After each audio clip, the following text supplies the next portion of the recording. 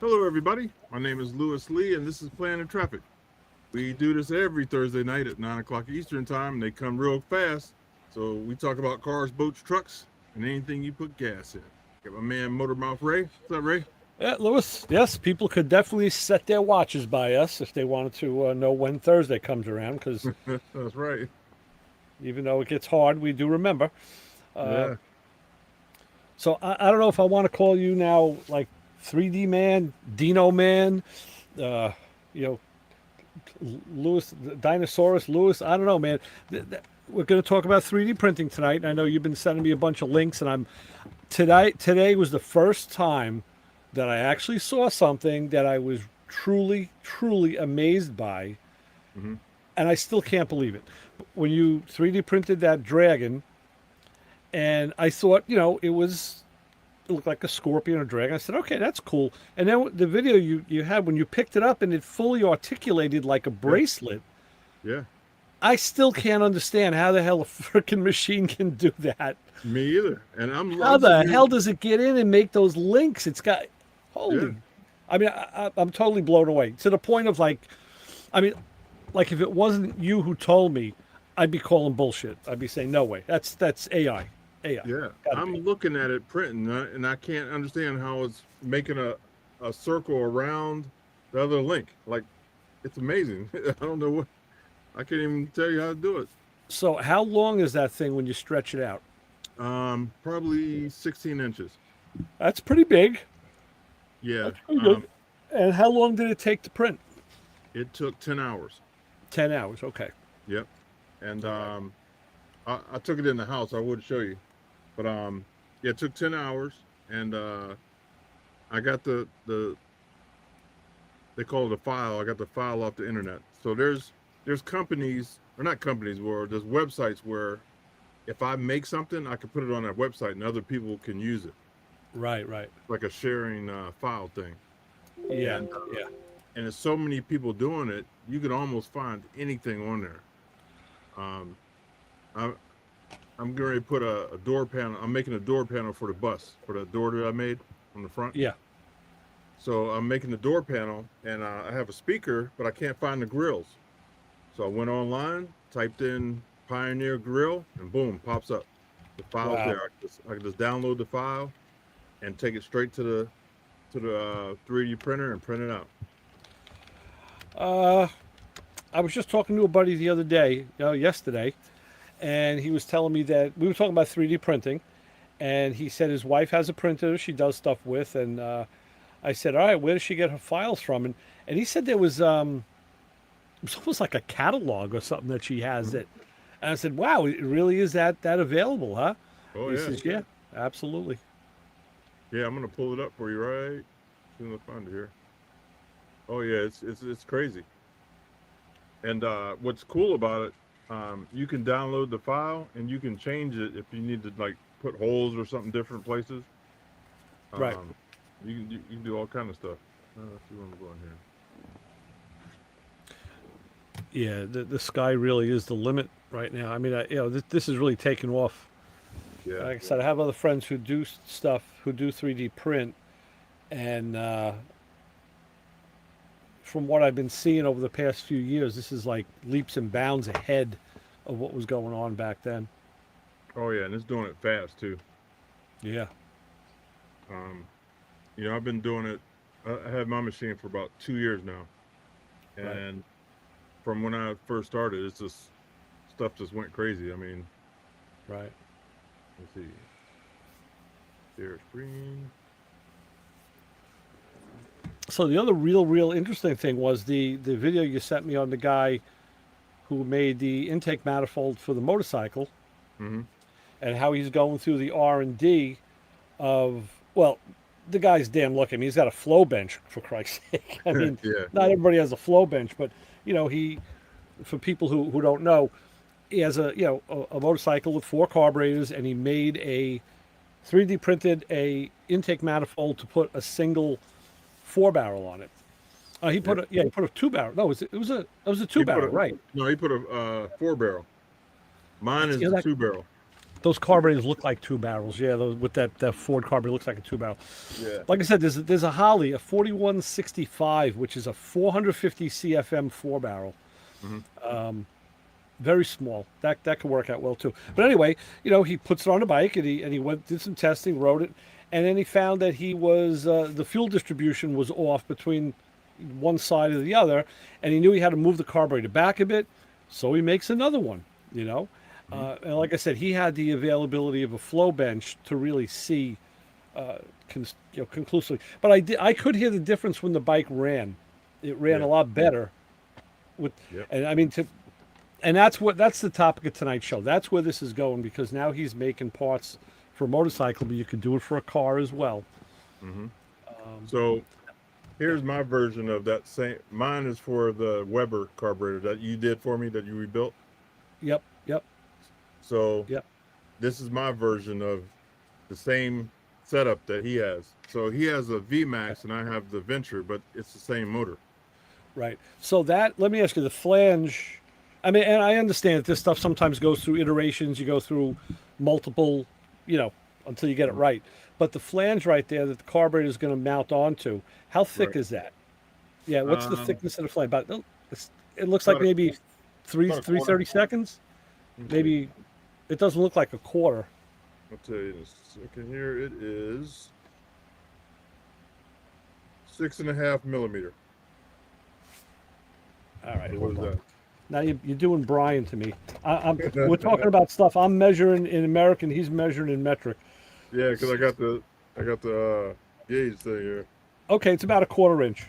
Yeah, It about is a about a quarter. quarter. Okay, because So I'm so thinking this you want to drill and tap those for studs. well, no, see here I made it where I could put a bolt. Wait, where am I? Where I can put a bolt here and put the Yeah. screw through. So I have a nut there. Okay, I follow you. It's a lot harder to hold a nut in a hole like that than see. I would Right. drill and tap for a stud. That's what So I that's would what I like. might do. I might do that because But again, you need to know. It's the specs are probably there with that plastic. I would think it could hold a thread. mhm. You know. so so this is just a demo I just printed out just to see if it'll fit on the bike and everything.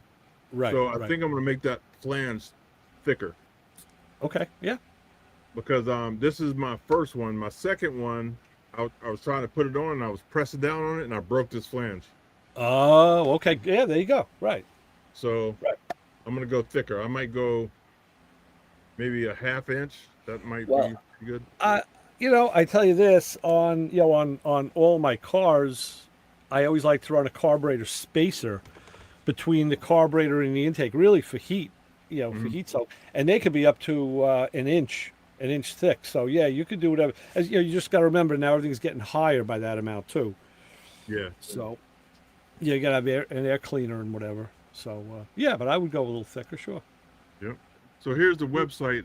One of them. It's called Printable. Uh huh. You can go on and you can just look at different things like thing to hold your laptop under your desk. You can make a rack, um, flower holders, things in the kitchen. Right. It, Right. it's just unlimited. Um, Yeah. Tool holders, for screwdrivers Oh yeah. here. Yeah. Yeah. Let's see, storage places, shoe things. Right. Right. It's just unlimited. Hold your headphones on your desk, brackets to hold shelves, Right. toothpaste squeezer. You know what I Yeah, mean? yeah, yeah. There you go. Sure. Okay. Um, Okay. Yeah, I got this site. Okay. yeah, so keychain holder with a shelf, which I made Right. one of these um, for my in the bus. We have limited space, so I made a whole bunch of stuff like this, little shelves with Sure. hooks and keys, for keys and stuff. Um, you do toys. It's unlimited. Keychains. It really is. The sky's the limit. Yeah. So, and it doesn't even pay to ask a stupid question like this, like file size. Uh, Oh, they're real small. they are small. Yeah. Okay, Let me see. Let me pull one up here. that's cool. A can rack. Yeah. Let's see. Could tell it somewhere. Real small though. I mean, Well, that makes it a lot nicer. yeah, yeah. It's not sucking up a lot of space. Yeah, yeah. I don't see it anywhere, Collections, use print but file. here's What about under files? Right under that second picture, is it? No, on the oh yeah, here bottom, we go. it's files. Yeah. So it is STL. 467 kilobyte. Oh, 467K. Yeah. Okay. Yeah. That's That's hardly nothing. that used to be a digital image on a camera back in 1998. Hmm. And that's for all of them. This piece right here is only 35 kilobyte. Right. Right. So that's if you That's not bad at all. no, no. So the 3D printer, I guess, has a hard drive in it because it's got to be. It's well, okay. Well, So let me ask you this then: is the 3D printer independent, or does it need to work with the computer? it's independent. Okay, So so you it can has a hard drive and an operating system. it has a very small hard drive, but you put your file on a memory card Right, right. and you put the memory card in. Or Got my it. big printer, it has a hard drive because I can Bluetooth or Wi-Fi my file to the printer and Yeah. send it that way. Okay. So it does have a small one, but my new one does not. I had to put it on a memory card. Right, right. Got it. Okay. Yeah, so I mean you can just go crazy. See arts and you know what I mean? Oh yeah, yeah.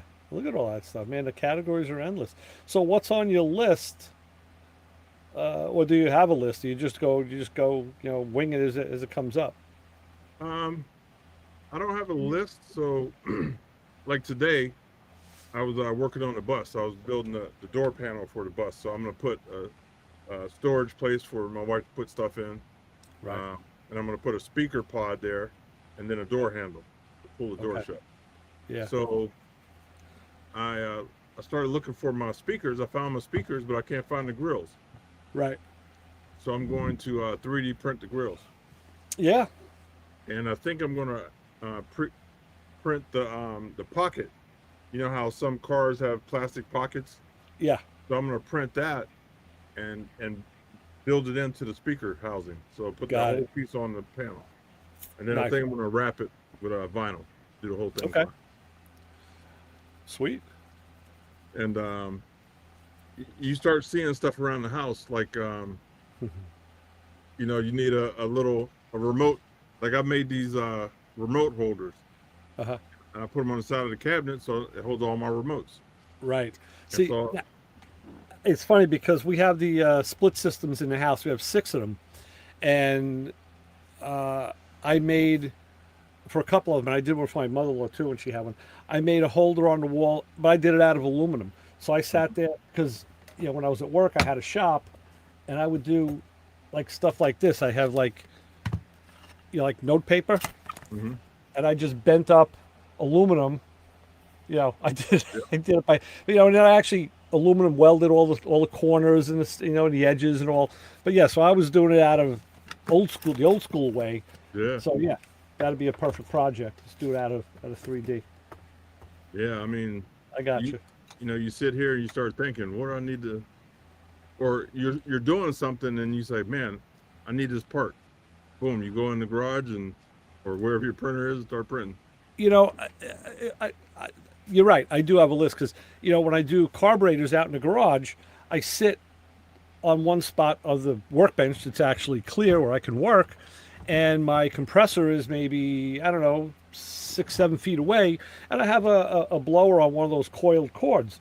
Hmm. But if I stretch it over, it just wants to retract back. There's nothing to hold it. I keep saying, man, I need like a hook on Yep. the edge of this bench where I could just like something. So I usually when I open the drawer of the toolbox and just hook it on there, but I'm like, I would make a hook Yep. to Yep. hold the air hose. you Yeah, I'm know? telling you, Yeah, yeah, you'll find a whole bunch of stuff, and you're like, man, I'm gonna make something for that. yeah, yeah. I see that. I see that now. Yeah. Yep. So So my bathroom door on the bus, When I Uh-huh. open the bathroom door, it's the hallway door too, so it closes, and Right. so the hallway didn't have um, a door jamb. So I Right. made magnet things on the top and the bottom, so when the door closes, it hits those magnets and it holds the Right. door Right. shut.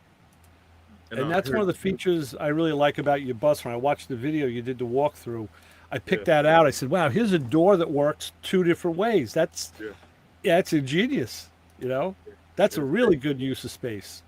yeah, it saved room too because Mm. it let me make my bathroom a little bigger. Right. Which, Right. I didn't need the two door jams, and that takes up a lot of space to have two doors like that. Hold on, let me Sure. grab these real quick. So this was my prototype. So here's where the magnets go. You glue those Okay. in there, Oh and yeah. then Yeah. that bolts to the Yep. wall. Perfect. So I designed this. And that looks nice and sturdy too. Yeah, so I designed it in CAD, but the magnets weren't strong enough. Ah. So I went and bought those real strong magnets, but they Yeah. The came with addendums. Yeah. yeah, they Yeah. came with the housing, so I just screwed those in, so I didn't have to Okay. use this. Gotcha. So, but yeah, it came out real nice, and this is my first CAD project. So Okay. I actually created this whole piece. Nice. Yeah. So Very cool. That's very yeah, nice. I'm running every day. Hell yeah. I mean, when you're sitting here, and what's nice is you throw it on and it starts printing. Now you can go do something else while it's printing. Right. Go think of something else to make. Yeah, yep, That's cool. yep. So like when we had the Ring Brothers on, they 3D print tail lights, the actual Ah. lens. Right. Right. They make filament that it's transparent, translucent, I guess you call it, right? Translucent. Yeah. Where light will pass through. Yeah. Yeah, yep. So But they're it's doing tail lights, they're doing tail light or light covers and all kind of stuff. the only thing I think about that, the first thing I think of is DOT. You Hmm. know, if they gig you because they're not DOT compliant, or maybe they found a way to get a DOT compliancy. I don't know. You know, Who I don't know knows? what makes it compliant. I mean, it may be just the amount of light that they let through, Hmm. probably. So it's probably not a hard thing to do, really. Yeah, yeah. I'm not sure how that works, But to be honest. then again, they could always just say, "Hey, we're building custom cars. These things, Yeah, aren't for street use." yeah. That's true. Yep. So who So knows? they make a lot of different filaments. Not a lot. I want to say it's probably 10 or 15. Uh huh. But the standard filament is PLA, and Okay. that's like for the beginners, and you can do a whole bunch of stuff, but it's not real strong, Right. Right. and it's not heat resistant. Like I made a piece for my Jeep, and to hold my phone on the dash, Right. and the heat melted it. One day I Oh came in, wow. it was just melted down. Okay. Well, So so they got different filaments for different things. you live and learn. Yeah, they have like I have a filament that has carbon fiber in it, Uh huh. and you can get different strengths of it depending on what you're making. Sure. They're making it with metal in it now somewhere. Some Yeah, yeah, you were talking about that, and I guess the price has to go up yeah, somewhat to some degree.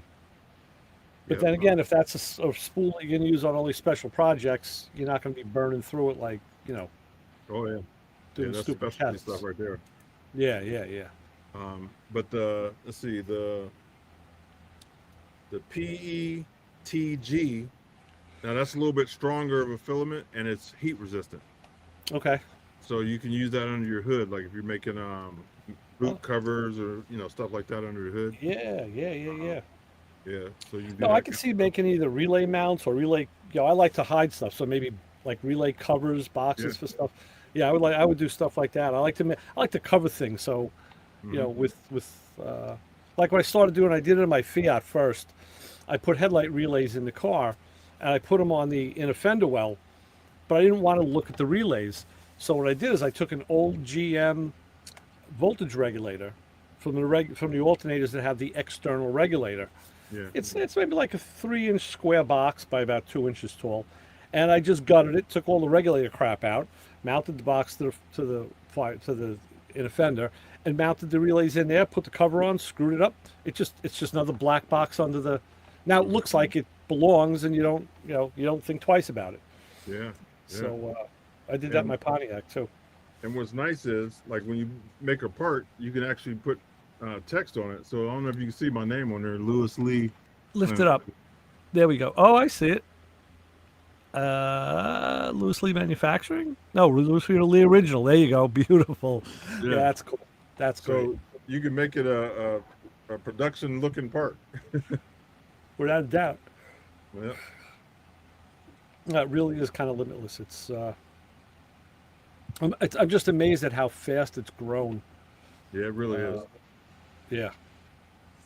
Um, like I made that dragon for my wife. She likes all that stuff. She likes skulls and dragons, and Okay. so I'm getting familiar with this new printer.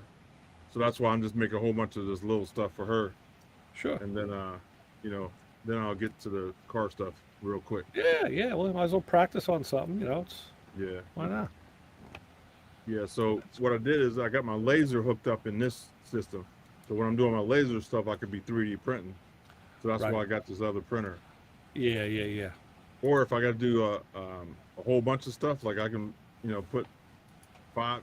I might do keychains. So I might put Okay. 10 keychains on this one and 10 on this one and have them both run at the same time. Okay. You know? You do a speed test, see which one does it faster. Yeah. This one's pretty fast. The new one's pretty fast. That's cool.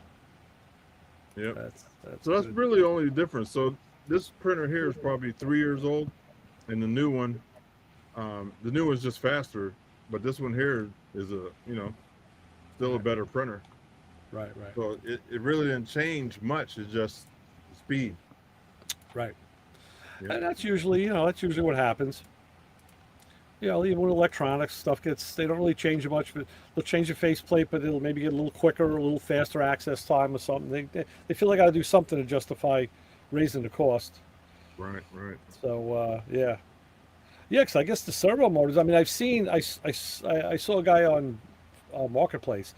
He had like 65 3D printer servo motors for sale. Really? I'm like, what was this guy gutting out 3D printers? Yeah, he where wanted do you get those at?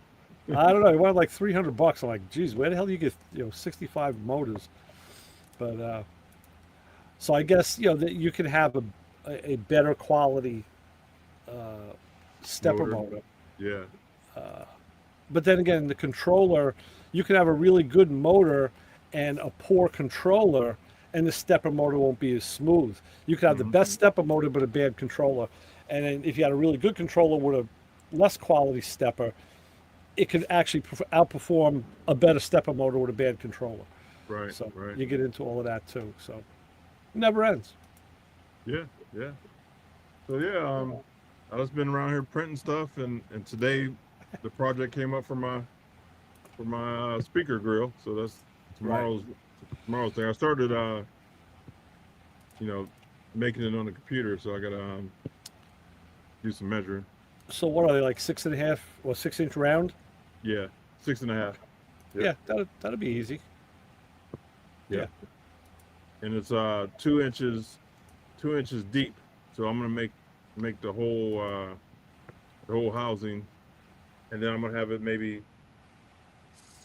flush down maybe 1 inch and go down the side of the panel, so I can put she can put papers or phone in there or something. Yeah.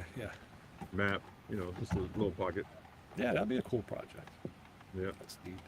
Then I'm probably going to 3D print the door pull too, to be able to shut it. Right. So I'm going to do that. That's my project tomorrow. That's cool. That's good. Good to have a plan. I got to go into Huntington Station and pick up a carburetor Yeah. from a guy I did. Yeah, I did it over the winter for him. The guy he buys and dismantles. He had a business where he would buy insurance wrecks, Corvettes, and he would dismantle them and then sell the parts. And the town he was there for years, never had any grief, everything was cool. And then I think he thinks somebody must have moved in and saw what he was doing, didn't like it, and started calling the police on him, started diming him out. So they would come and visit him, and he would show them, listen, I got titles for all the cars that I took apart. Everything was, I don't know. You know what? Truthfully, at the end of the day, I don't really believe the guy was 100% above board honest, but that's just Yeah. me. He said he was, so let's assume he was. He said he never got arrested, never got jammed up. The cops would just come and they'd bust his balls because they knew somebody was complaining, and they would leave. Obviously, if they left, they didn't find anything. So he finally moved out of that town and moved to a town that, like, right off the main drag, where it's like one of the biggest gang activity areas for like Trinitarios and MS-13. Right. It's bad. But he's got a little shop, locks it up at night, got a gate, and now he kind of buys and sells C3 Corvettes pretty much. He has parts around, like he'll have a set of wheels, he'll have a hood, but I think he's spending more, trying to move more of the cars now than he is the parts. And he's getting a little older too, so that's probably it. Yeah. So I went up there over the winter to do an inspection on a Corvette, and I'm looking the car over, and he came back out, and he was one of the guy. Let's see, there was a guy in a movie, one of the mob movies. I think it was Casino. It was one of the mob, or maybe even Goodfellas. There was a guy, had to be like 400 pounds, big guy, big round head, and he wore those like tinted Tequila Sunrise tinted sunglasses. Yeah. And a lot of December shirts open halfway down. He's got all the chains and jewelry and shit and ring and so I'm not saying the guy's a wise guy or anything, but he dresses like that, and he didn't want to talk. Like when I was talking to him, you can't really see his eyes most of the time anyway because of the tinted glasses, but you can tell he's not looking at you, he's looking away, and that pisses me off. It's like, if you're going to talk to me, look me in the eye, let's talk. So he wasn't being overly friendly. And I get that when I go do inspections, like, what are you doing here? Who called you? What are you here? And he said, like, who called? The car is only going for like, like it was like, I forget, it was maybe 10 grand. He goes, it's only going for like $10,000. Who the hell would pay money? I said, well, somebody who can't afford to lose their $10,000 is paying, a couple hundred extra. I said, listen, I said, my job is just to come here and look over the car. I said, I get paid, I go home. I said, I'm done. I said, so that's my stake in it. I said, I'm not here to make you look good, make you look bad. I'm here just to check off these things on this sheet, what this car looks like, and that's it. And all right, I still don't know why the guy called. Okay. So at one point, think about that part of it, that side of it. People get mad that you're looking at it. yeah, you wouldn't, but it's true. And I've had it happen more than once. Like, who sent you? What are you here for? Like, somebody saw your car online, they want to buy it, and they called to have an inspection done. I said, and that's my job, just to tell them what I said, sometimes they just want to see, does the car actually exist? Is it a physical car? A guy's out of the country. He doesn't want to send 30 grand on a picture, Yep. So this particular guy went back into his shop, and he came out again, and I had to ask him a question. I said, yeah, you know what? I'm going to start the car now. I need the key. All right. So and I said to him, yeah, I see that it's it looks pretty good. I like to make small talk. I like to, especially with the guys I find who stonewall me, and they're giving me that attitude. It's almost like my whole job now. The money I make is not to inspect the car. It's to get that guy to come over to my side. Yeah. You know what I'm saying? Yep. It's just like, it's a social experiment for me. And so far I've hit it with every single one. Every badass I've had him, invite me into the house, or into the wherever, whatever. So this guy, I said to him, yeah, I said, I started right up, ran good. I said, I see you got a, it's got a quadrijet on it, so that's good, and headers and whatever. He says, how do you know it's got a quadrijet? I said, he must have been watching me from the window because he wasn't outside. And I said, well, I kind of looked down. I said, in that space between the intake manifold and the air cleaner, that's where the carburetor is. I said, he goes, you could tell by seeing just that much of a carburetor what it is? I was like, yeah, I can. He says, how can you do that? I said, dude, I've been rebuilding carburetors since I'm like 15 years old. I still do it. I said, it's a no-brainer. I said, I mean, I could be stumped occasionally, but 9 out of 10 times I'm not. He goes, could you tell me a carburetor, what it is by looking at it? I was like, I'm going to say yes. I mean, there are some oddballs out there that I haven't seen, so I can be stumped. But like I said, it's probably 85% yes, I could do it. Mhm. So he says, okay, I got something I want to show you. So we go back, and I go back. I'm doing inspection on the car. I turn around and go get him again, and I see sitting there on an oil drum is an aluminum intake with a carburetor on it. He put it there. So he comes out, and he says, okay. He goes, what is this sitting right here? I said, I thought you were going to give me a hard one. I said, that's a Holly, it's a 41, it's a Holly 600 CFM, 4160. It's got metering block in the front with a power valve, no metering block in the back. It's got a metering plate, vacuum secondary. I said, this is considered a universal 4-barrel for anything from a small block up to a big block. All you got to do is adapt the linkage. It has an electric choke. I can probably even tell you within a couple of numbers what jets are in it if it hasn't been changed. I said, and it's sitting on an Edelbrock Performer intake manifold for a Chevy. He's like, how do you know that? I was like, I told you, I've been doing this a long time. I said, this one's a softball. I said, it's a later model one because it has hex screws on the fuel bowls instead of straight slot screws. I said, you want to know more? He's like, no, I got it. I believe you. I believe you. He says, could you rebuild the car? You rebuild them? I'm like, yeah, I do rebuild them. He goes, can I call you if I need a carburetor rebuilt? I said, yeah. I said, I don't work for everybody. I said, I pick and choose. I said, it's not a business for me. I said, it's still a hobby. It's a sideline. I said, but yeah, I might consider, doing a carburetor for you. All right, yeah. Well, I'll call you. So, he had my number because we'd already communicated about the job. So about 2 days later, he sends me a text. He says, hey, Ray, this is Matt. He says, you got a Quadrajet for a Chevy 350? I said, no, Matt, I told you I don't keep carburetors in stock. I don't do that. I rebuild them as they're needed. And he says, oh, all right. Well, can you do this one for me? I was like, yeah, okay. So I go pick it up, and it was grungy. It was really good, and it had gas in it for a long time, and it really kicked my ass rebuilding it because it just didn't want to clean up. Right. I mean, it did clean up, but it wasn't one of those carburetors that became like nicer when it cleaned up. It still looked ugly. So I did it. I gave it back to him, and this was like in the middle of the winter. I had to meet him at a Starbucks halfway between our houses, and it was I think it was like December or January. It was cold. I roll in there. He comes in. He's wearing a shearling coat. Big, the suede with the big collar and all. Of course, the shearling coat's open. His shirt is unbuttoned halfway down. There's the chain. I mean, this guy just like, I mean, he ain't gonna be cold. The guy's like 400 fucking pounds. But so he's thanking me up and down, pays me the money.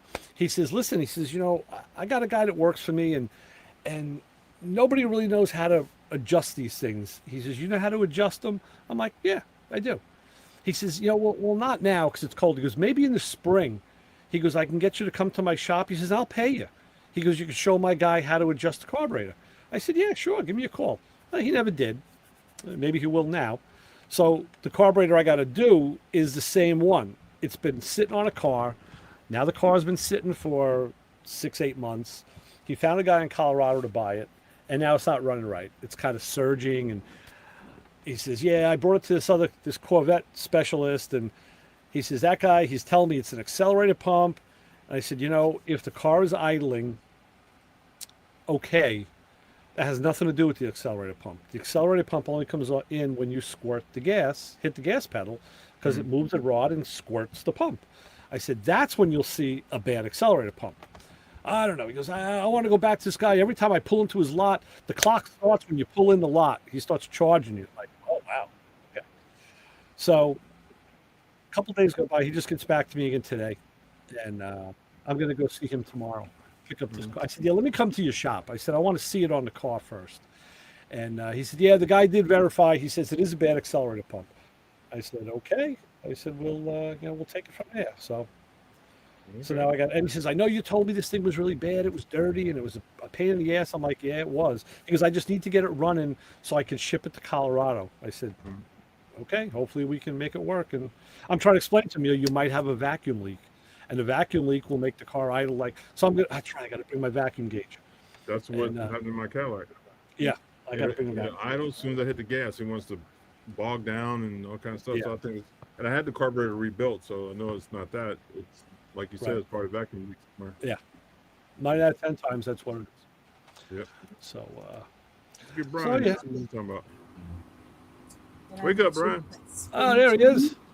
Oh, we spinach, just cucumbers. Hey, is that the menu? they click this on.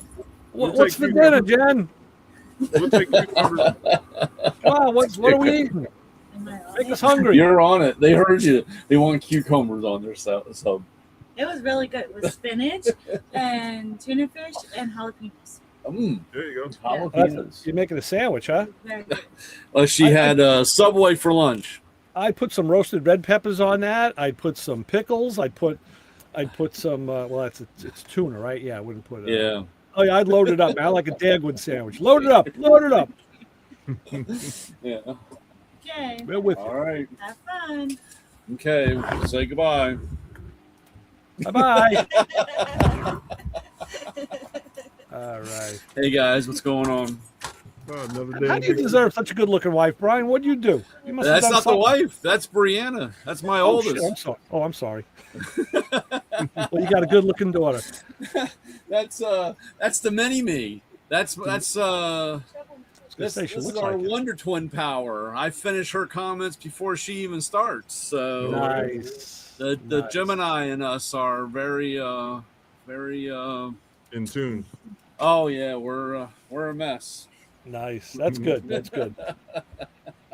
So why don't you Yep. send her out in a tool truck? Let her deal with the wackos a couple days a week. Because she's smart. No. She's smarter than me. Right. Yeah. Yeah, what's going on, guys? Another fun, exciting day. Yeah. Yeah, I was just telling Luce we had a tornado hit like less than 10 miles away from me tonight. Yeah. It came up the coast from Jersey. And it was ripping, man, and it did some damage. It did down in Dover by the racetrack. It I'm hit sure down 'cause there. it came up that way. Yeah. Yeah, we had a watch, and then we went into a warning. Yeah. And heavy rain. I tell you, man, this summer has been very bizarre. I mean, it's like the ground has never dried out. Yeah. You know, the ground's never dried out here. It's just constantly wet. Yeah. So Yeah, it's the you same try to do anything, and like I said, try to cut the grass or trim. I mean, it's like a jungle, dude. You do it, and you come back, and it's just a jungle again. I don't know. Yeah. So, but This weather's been funny all year. yeah. Rain, cold, hot, cold, rain, hot. It's Yeah. nice out. It's 68 or 67 degrees outside now. I Right can't here, believe yeah, how we're- much it dropped off We're at after 70. that rain. My buddy, speaking of hot, I got to tell this to Lewis because he'll get a kick out of it. I got a buddy who's down in North Carolina. He's from up here, but he went down there years ago, and we keep in touch. I just talked to him the other day. He told me a funny story. So Lewis, my buddy whose wife had to told me about the 3D printing catalog. He's down in outside of Raleigh, North Carolina, and he just bought another gun. He bought a Kimber. So he was sending me some pictures. He asked me what I thought about it. I'm like, it looks nice. I said, I can't say anything else. I haven't shot it. I don't know. As long as you like it. But 1911? no, he bought a 9. Okay. He bought a 9 because he wanted something a little smaller and concealable. And he says it's ambidextrous. It's got like, I guess, an ambidextrous safety. I said, so a safety? I said, well, first of all, I said, I wouldn't have bought it. I said, I don't buy guns with safeties. I said, I'm all about, When I crossbar when I pull fire it, and I want it to go hammerless. bang. What's that? So when I pull it, I want to go bang. I don't want to be messing with no switches. Exactly. Well, but then I found out, because then he's telling me he was talking to somebody about carry modes. He was in a gun store, and we had this discussion a while ago. And he says, yeah, Ray, he goes, I know you're full send, condition one, lock and loaded, one in the pipe. I'm like, yeah. I said, I ain't doing Israeli. I said, I've seen guys do it, and you got to be really good. That was No. the same gun that my customer bought, the Kimber. Yeah, there you go. That's Mhm. it. That's it. Yep. Yep. It's He nice got it with the gun. extended mag. So I said to him, there's no reason. I said, you mentioned, cocked and locked. I said, the only time that comes into play is on a single action gun. I said, and everything today is double action first shot with it, usually with a transfer bar fire. I said, and they're totally safe. And then he told me, no, that Kimber is single action. I was like, oh, I wouldn't have bought it. I said, I wouldn't want a single action gun. So anyway, he was saying that how it's been so hot down there, he hasn't been working on his projects. He does a lot of motorcycle restoration and some car stuff, but he's worked on an old Harley. He's got a Norton he's working on. And he says, it was so hot. I'm not even outside. I'm staying inside. I'm like, yeah, I've been doing the same thing when it's really hot. He says, the funny thing though, when I bought that gun, I went right to he goes, I won't even go to the indoor range. I go right to the outdoor range. He goes, I went from the gun store to the range. And he said, it was one of the hottest days that we've had. He says, and you know what? It didn't bother me. I said, well, yeah, you were having fun.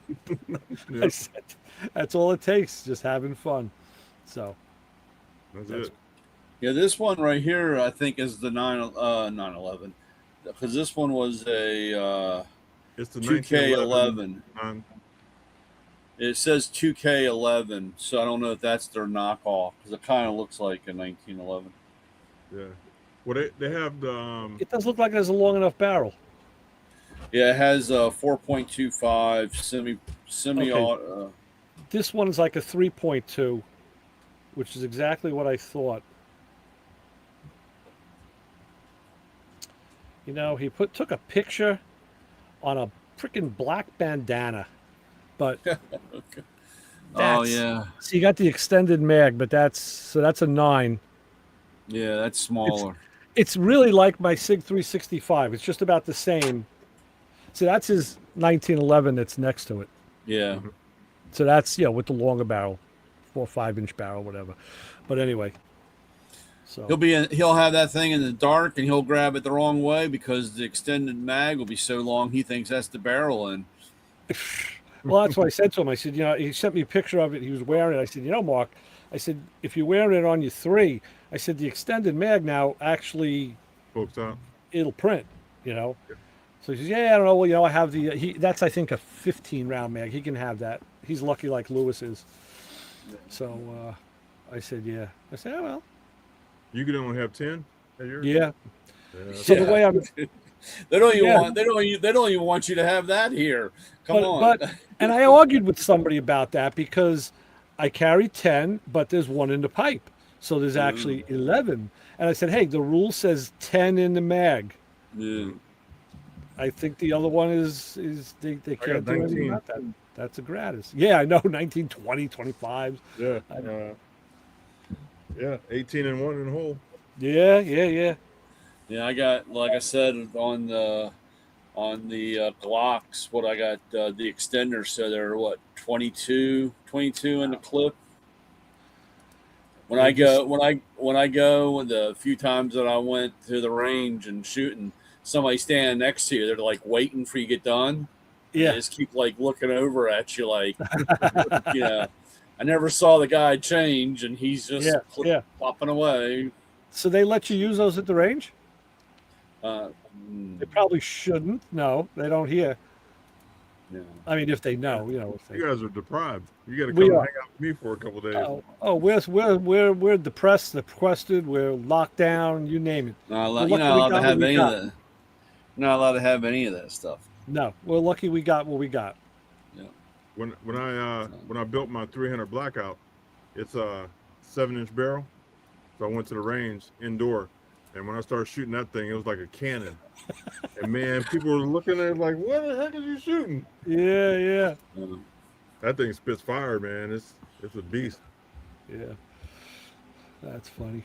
Yeah. Good stuff. So So I think I'm gonna put a suppressor on it, because they took the tax stamp off now. So That's what he was telling me, that down by him, and the guy at the range was telling him they have a club, and he was urging him to join the shooting club. He says one night a week the guys get together, have suppressor night, and he says he told me they'll be on the point. He goes with no ear protection. He goes they are suppressed.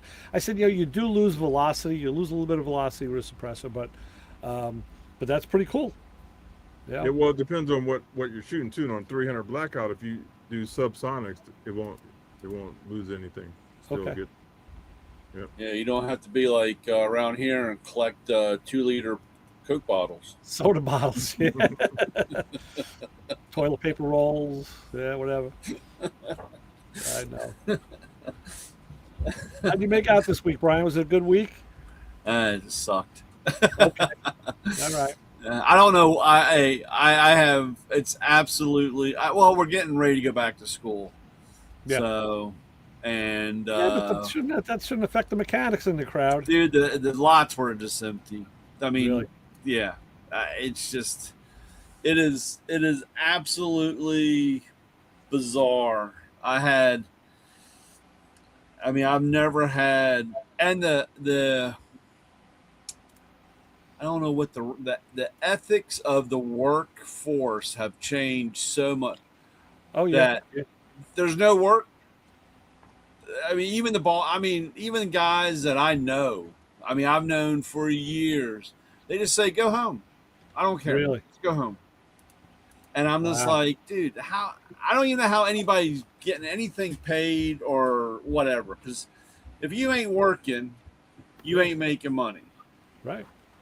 And there's a lot of people like that too. It's like, how do you eat? I wish, I don't know. Maybe that's why everybody that I see looks 35 pounds slimmer. Maybe I just need to not work anymore and I can lose weight. I don't know, dude. It's absolutely amazing. I was in one of my fairly busy shop. And like I said, and all those guys, they know. I mean, that all those guys, and they're young. They're not old guys like me, but I mean, they're younger guys, and they come to work to work. And I walked in that shop today, and one of the brothers were there, and I said, "Hey, everybody at lunch?" And they said, "No, they all went home. There was no work." And I was like dumbfounded the rest of the day because I'm like, these guys never, and I think back when I worked in the shop, multiple shops, even when I worked at a gas station or even at the dealership, when you got done or if you didn't, you still hung out. I mean, there's nobody. I mean, there's nobody even hanging out. Right. I mean, it's just such a. That was one of my favorite things that happened at the shop. It's going back, I don't know, 6-7 years now, or whatever. It was in the probably in the summer, and we were working on. It was me and my friend's son, Mikey Jr. And after 5, the other guy, everybody went home, and we just stayed late. We were gonna work. We were working on something. I don't know. I said, "Hey, I'm gonna hang out," and so we're there, and there was a 7-Eleven right across the street. So, we take a little break. We're standing outside. It's nice and warm. And I told him, I said, Mike, back in the day, I said, this would be like, you could be at your house or you could be at a friend's shop. I said, and guys would just drive by after work and they're going to 7-Eleven. They're going to pick up like a case of beer or a taquito or a hot dog. I said, and they'd see you were there. Next thing you know, boom, they're pulling in. Guys are hanging out. Hey, can you help me out? I got a header leak, or, I got to swap this carburetor. Yeah, sure. So now you're doing like a whole nother day's work at night for your friends. Yeah.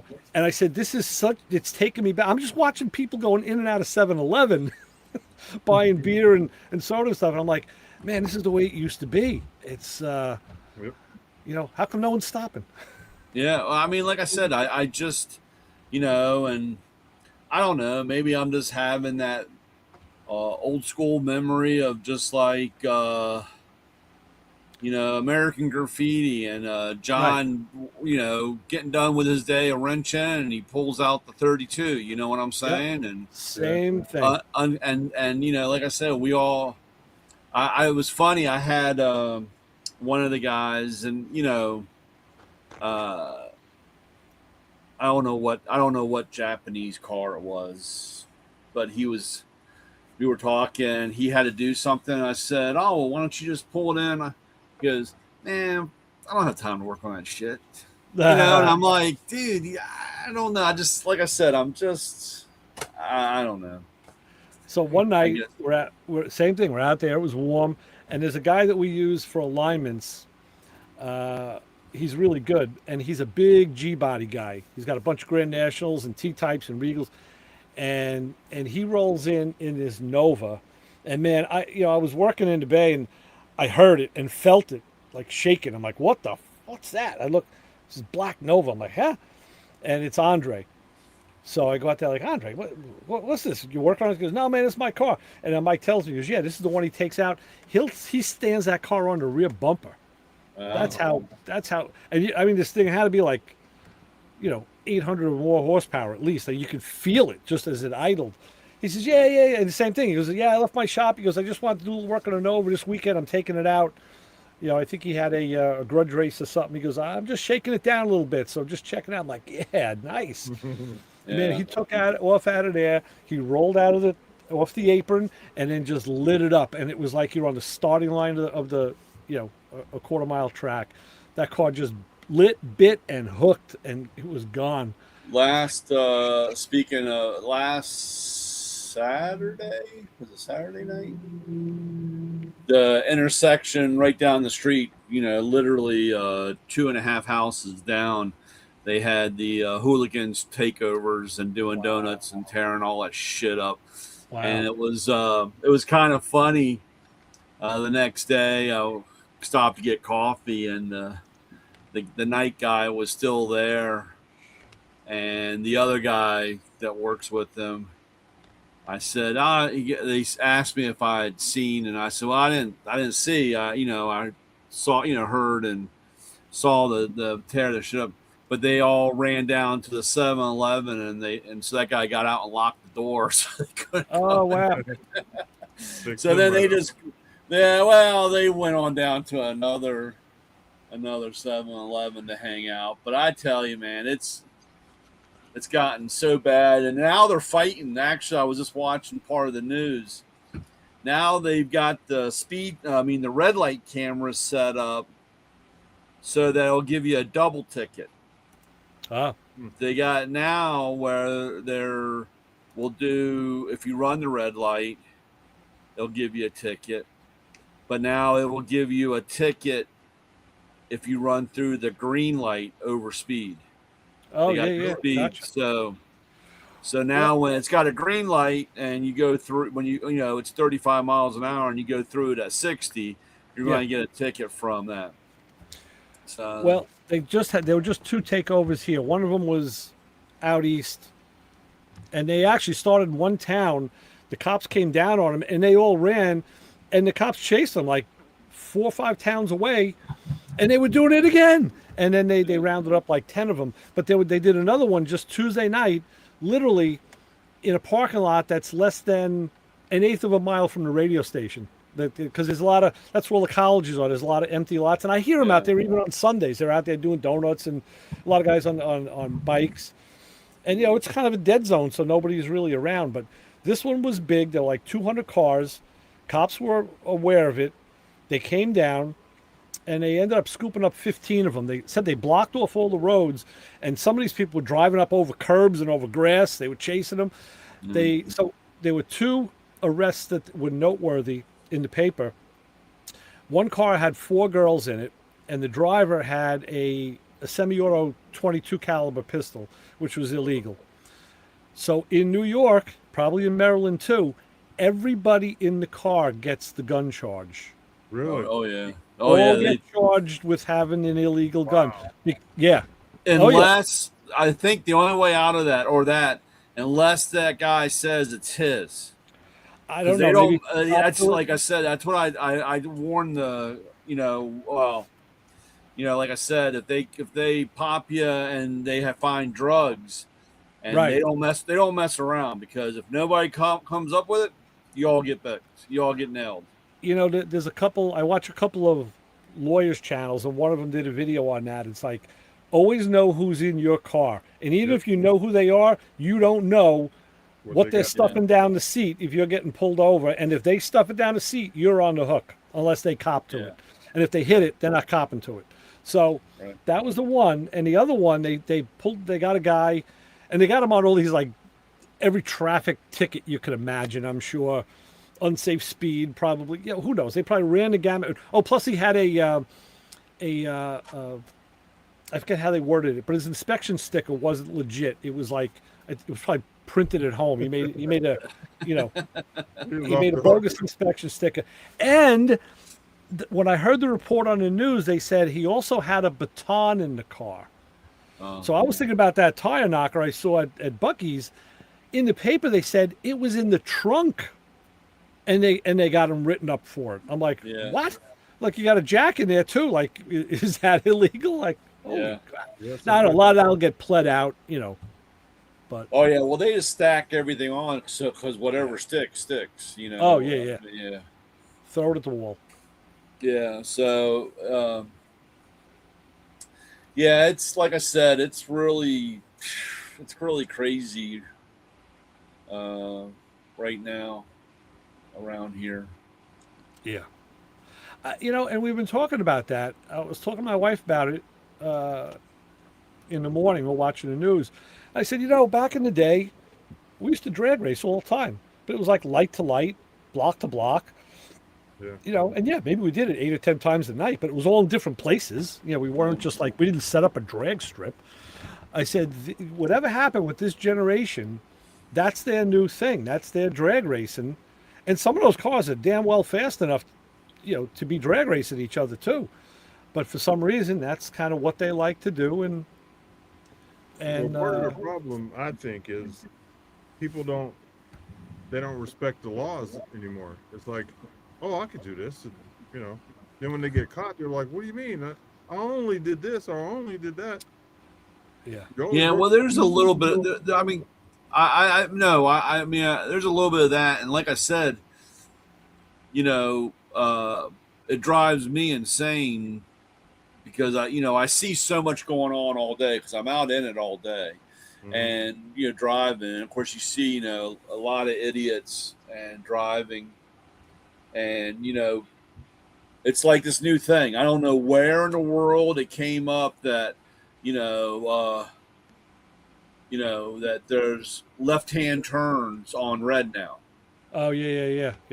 And you're sitting there and they do this, and like I said, what gets me is that there's a cop sitting there at the other part of the intersection, at the other end, and doesn't do anything. And you just like I want to roll it out and say, hey dude, what's, and they're like, oh well, the camera will get them, or we don't have time to mess with this. This isn't. But these guys it just keeps growing and growing and gets out. I mean, I got this one intersection that to make a left-hand turn, you're in the left lane, and the center lane is supposed to go straight. And of course, when you're turning into a one-lane thing. So, and it never fails. Of course, I understand nobody wants to be near the tool truck. Nobody wants to be behind the truck. So they're going to kill themselves to get around, to get in front of me.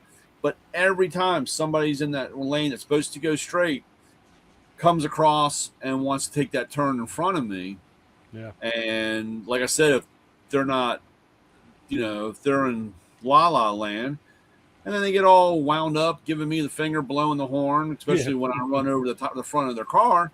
But I'm just like, dude, the sign's right there. I don't understand. But and like I said, cop can be sitting there and nothing's done, and they just get away with it. So people are. God forbid I have a ceiling marker light out on the side of my truck, right? And I got to go through 27 different exercises of steps because of all this. So well, it's always easy to get it's always easy to get the guys who are predominantly compliant than the ones who aren't. So But Hey, they got to yeah, but balance it's the been budget. pretty fun. They got to balance the budget on somebody's back. Right. Yeah. Might as well Yeah. be yours. You got a big back. So it's been fairly quiet here. So like I said, other than I guess this weekend, this is the weekend. This is the big race, the 250, Yeah. the Grand Prix race. Haven't really heard much about it. I You know, can't, I can't again, wait. Can't wait to hear the feedback that you're going to hear. I'm like I said, it's been very, very quiet on all ends. I mean, like I said, and the only thing that I'm really surprised, I think Friday. It was Friday. It'll Last be Friday Friday. tomorrow, too.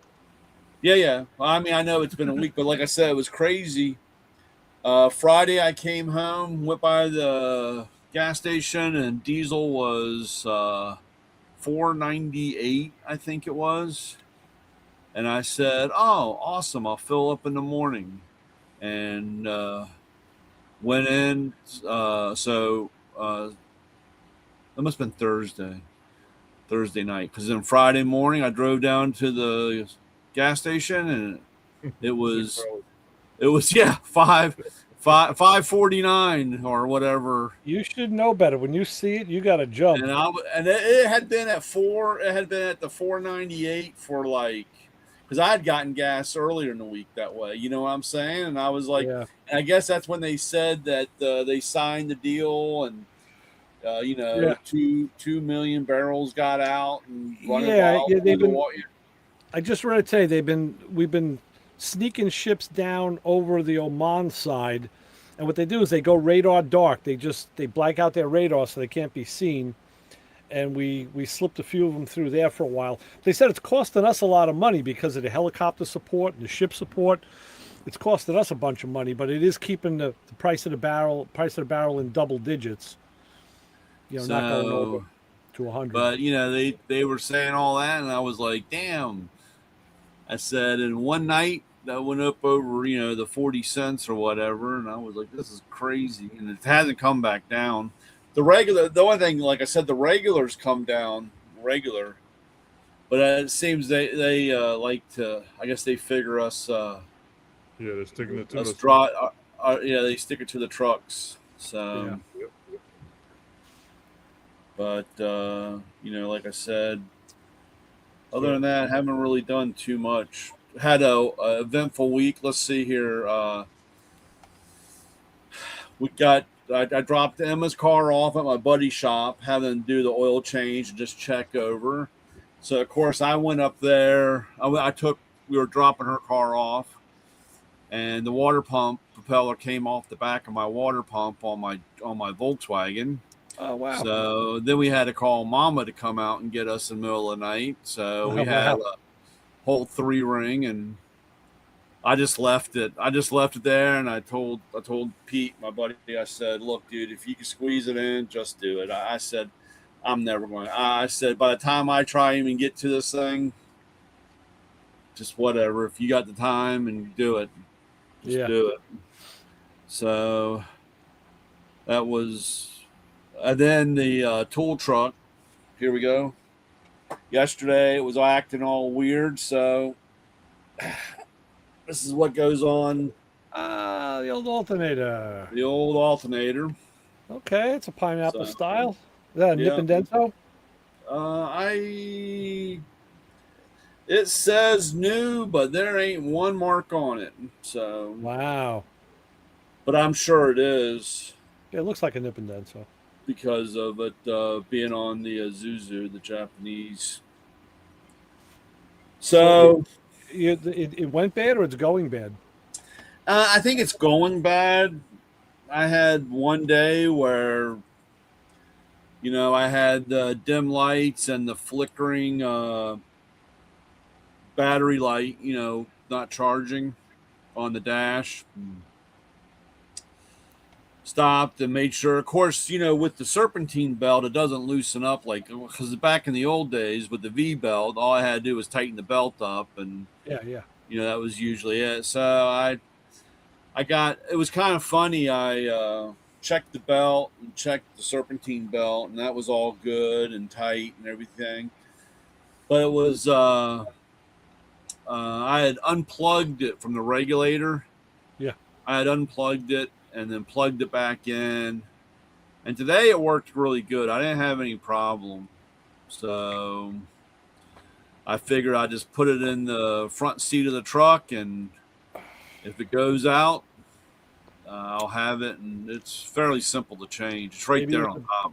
Maybe it's just a bad connection. Maybe you just, It could have been, but like I said, that alternator is 5 years, and that was a emergency alternator. That was only a 65 amp one, so she's been oh wow. she's been working hard. This one's a 130. Yeah, I think I'm gonna buy a new one before I leave. Who knows how old mine is? Yeah. Yeah. Good to have a spare. Yeah, we had my original one, the original one that I had, I think was a 200 amp one, and that was crazy. We had some really it was during the winter time, real heavy rain, and the water puddled up real high, and I drove through the puddle and zapped the alternator. The alternator turned ice blue. Oh wow. Yeah, because it was so hot and the cold water, and that was it. It was done. And so I wasn't too far from home. Got home, and of course the next day, nobody had an alternator except the dealer, the Isuzu dealer. And they didn't have the heavy duty one. All they had was a regular 65 amp one.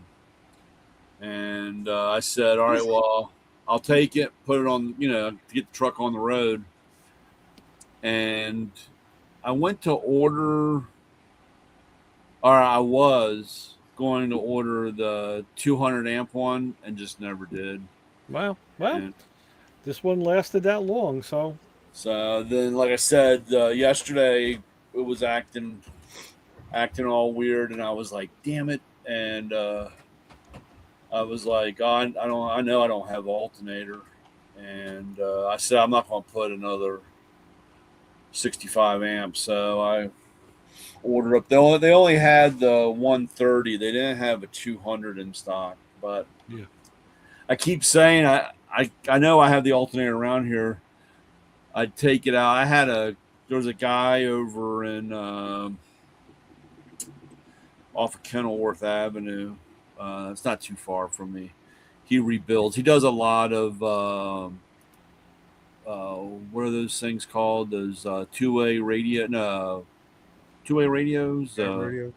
Hand radios. Yeah, a couple of my customers are really big into that, and they're driving around in these Tahoes, or with the Suburban, the bigger one. They got like 8 alternators on it, and Jesus. they Where go they by mount them all? across the front of the motor. That you got this LS, and you got 4 on one side and 4 on the other. I'd like to see that. And they all talk about how they like going by, and I don't know what the right terminology is. Spike the mic or blip the thing.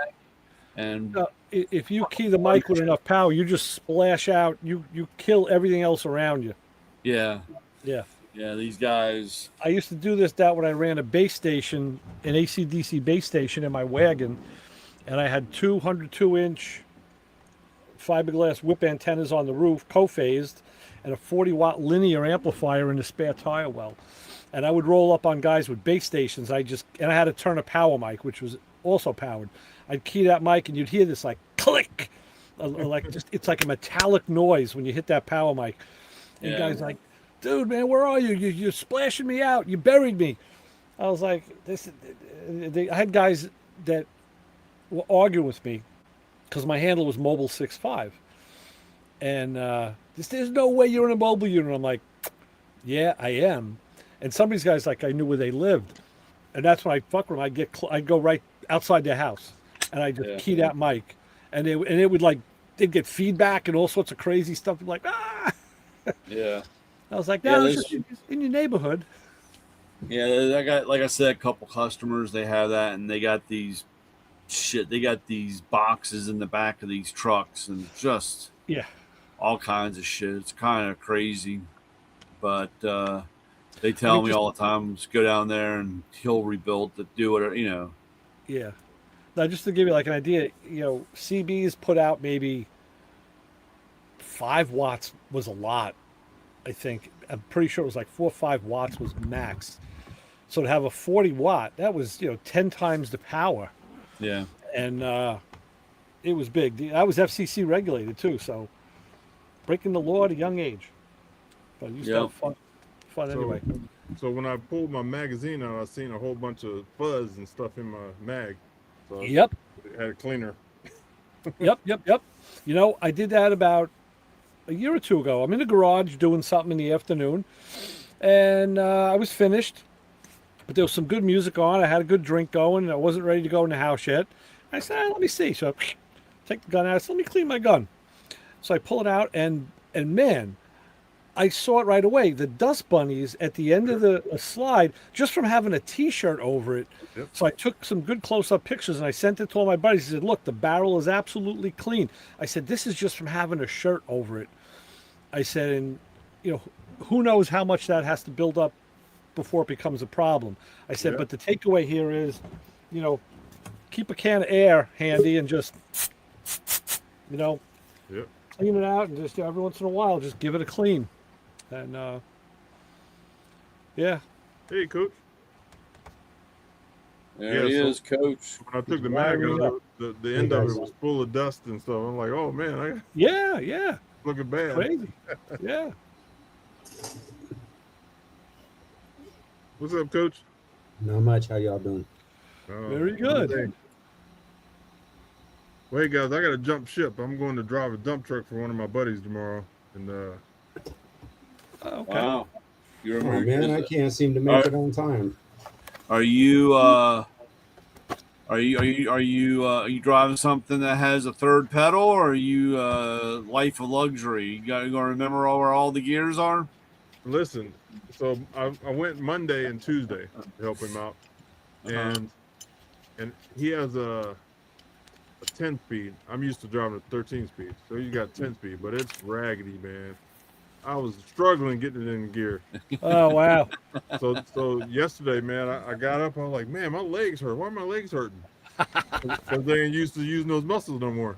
They're gonna be hurt again tomorrow. Yeah. So Yeah. All right. See, you just take it easy. Start out. You start out on a roll, so you don't have to worry about it, right? yeah. You know what, Louis? Before you leave, let me just do this because I want to have it on this way people can see it. Brian, we were talking about pressure bleeding, and I was talking about it on Sunday. And these are the regular type of caps that you get, that you would screw on a master cylinder reservoir to put a pressure bleed adapter on. Yeah. But for the Fiat, this was the one that I got. Oh, wow. So those are the claws at the bottom that grab the bottom of the reservoir.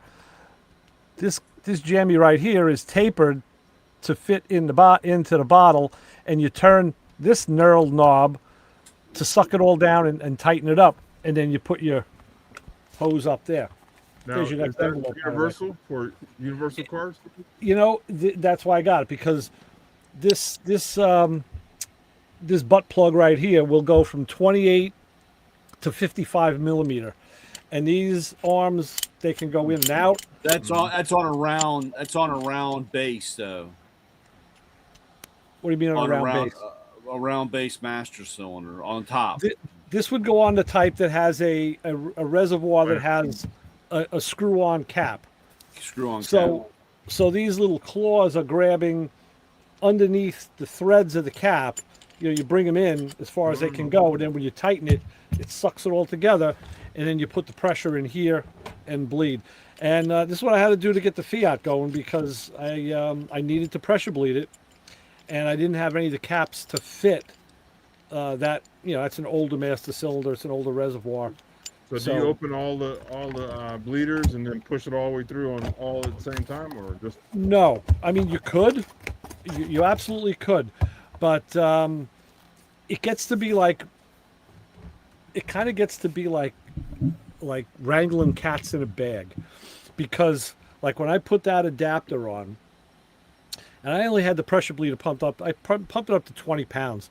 I could probably only need 15, but as soon as I put that pressure on the master, fluid started squirting out between that donut and the cap. So I had to tighten it. I tightened it. I didn't want to over tighten it. So I saw I had fluid leaking. I had to crank it down some more until that leak stopped. Okay. So that made a mess in the driveway. Then when you go back to the whatever started the rear wheel, obviously you want to have a hose. And what I did, I've done this a few times. So you have a hose on your bleeder valve. As soon as you crack the bleeder valve, there's pressure there, and it's coming out the hose. So even when you close the bleeder, there's fluid. So I got these little one-way valves, and I put it in the hose line so I could actually shut off the pressure. Because there's a lot of ways you can make a mess, and especially or you have like this. yeah, I bought like a bag of those because I like you the have 90 that. degree. See, and it's on a hose, and then this has a shut-off valve, Okay, and then So- this would go into. right. So you did. That's the way I was gonna do it, and I said, "Yeah, brass valve." So that hose is that a push click connector for the hose? Yeah. Right. Okay. I did the same thing, but I bought little plastic inline valves that are only about an inch long with a little butterfly on top. So I was afraid I didn't want that weight on the hose. Right. Same this idea, right though. here. This is what's the master? No. Mighty Vac. This is a Mighty Vac kit. Okay. All right. Okay.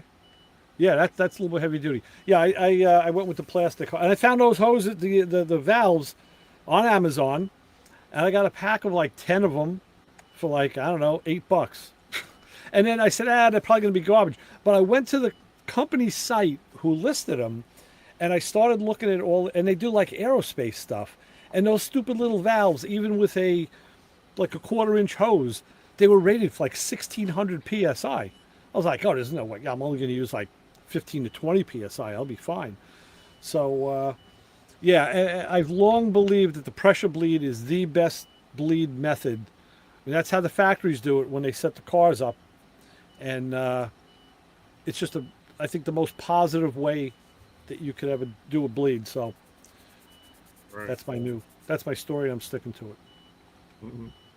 All right, guys. Well, I'll see you next week. I'm going to bed so I can get up early and drive a truck.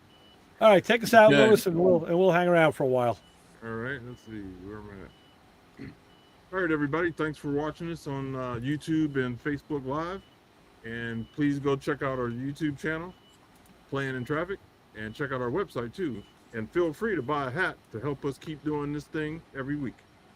Talk to you later, fellas. Good night. All right, Lewis.